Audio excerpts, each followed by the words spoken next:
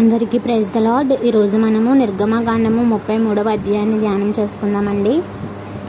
మరియు యెహోవా మోషేతో ఇట్లా నీవు ఐగుప్తు దేశం నుండి తోడుకొని వచ్చిన ప్రజలను బయలుదేరి నేను అబ్రహాముతోను ఇస్సాకుతోను యాకోబుతోను ప్రమాణము చేసి నీ సంతానమునకును దీన్ని ఇచ్చేదనని చెప్పిన పాలు తేనెలు ప్రవహించు దేశమునకు లేచిపోండి.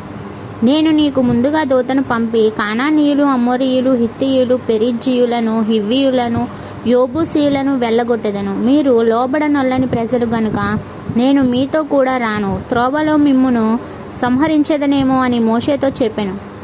ప్రజలు ఆ దుర్వార్తను విని దుఃఖించిరి.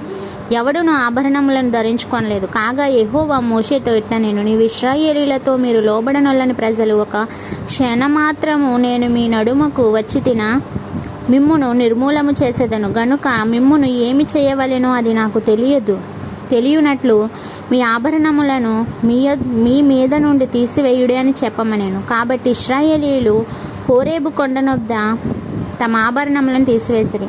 అంతటా మోషే గుడారమును తీసి పాలెము వెలుపలికి వెళ్ళి పాలెమునకు దూరముగా దాన్ని వేసి దానికి ప్రత్యక్షపు గుడారము పేరు పెట్టెను. యెహోవాను వెతికిన ప్రతివాడును పాలెమునకు వెలుపలనున్న ఆ ప్రత్యక్షపు గుడారమునకు వెళ్ళుచూ వచ్చెను. మోషే ఆ గుడారమునకు వెళ్ళినప్పుడు ప్రజలందరూ లేచి ప్రతివాడు తన గుడారము ద్వారమునొద్ద నిలిచి అతడు ఆ గుడారములోనికి పోవు వరకు అతని వెనుక తట్టు నిదానించి చూచుండెను.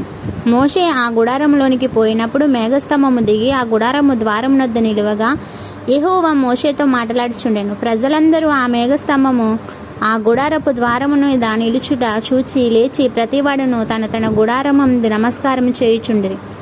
మనుష్యుడు తన స్నేహితునితో మాట్లాడినట్లు యెహోవా మోషేతో ముఖాముఖిగా మాట్లాడుచుండెను. తరువాత అతడు పాలెములోనికి తిరిగి వచ్చిచుండెను. అతని పరిచారకుడును నూను కుమారుడైన యెహోషువ అను యవనస్తుడు గుడారములో నుండి వెలుపలికి రాలేదు.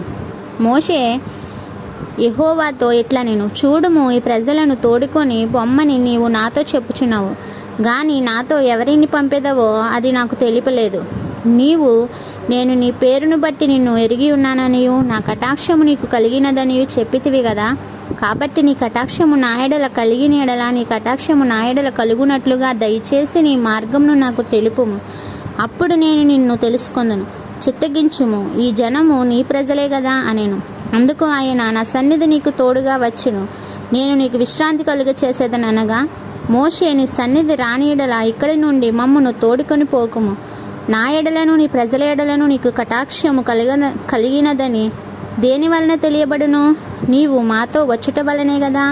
అట్లు మేము అనగా నేనును ఈ ప్రజలను భూమి మీదనున్న సమస్త ప్రజల్లో నుండి ప్రత్యక్షింపబడుదామని ఆయనతో చెప్పెను. కాగా యెహోవా నీవు చెప్పిన మాట చొప్పున చేసేదను. నీ మీద నాకు కటాక్షం కలిగినది, నీ పేరును బట్టి నిన్ను ఎరుగుదునని మోషేతో చెప్పగా అతడు దయచేసి నీ మహిమను నాకు చూపమనగా ఆయన నా మంచితనం అంతయు నీ ఎదుట కనుపరిచేదను, యెహోవాను నామము నీ ఎదుట ప్రకటించేదను. నేను కరుణించువాని కరుణించేదను, ఎవని యందు కనికరపడదువో వాని యందు కనికరపడదను. మరియు ఆయన నీవు నా ముఖమును చూడజాలవు, ఏ నరుడును నన్ను చూచి బ్రతకడనెను. మరియు యెహోవా ఇదిగో నా సమీపమున ఒక స్థలం ఉన్నది, నీవు ఆ బండ మీద నిలవవలెను. నా మహిమ నిన్ను దాటి వెళ్ళుచుండగా ఆ బండ సందులో నిన్ను ఉంచి నిన్ను దాటి వెళ్ళి వరకు నా చేతితో నిన్ను కప్పేదను. నేను నా చెయ్యి తీసిన తర్వాత నా వెనుక పార్శ్వమును చూచేదవు గాని నా ముఖము నీకు కనబడదని మోషేతో చెప్పాను. ఇంతటితో ఈ పరిశుద్ధ వాక్యము దేవుడు దీవించి ఆశీర్వదించునుగాక. ఆమేన్.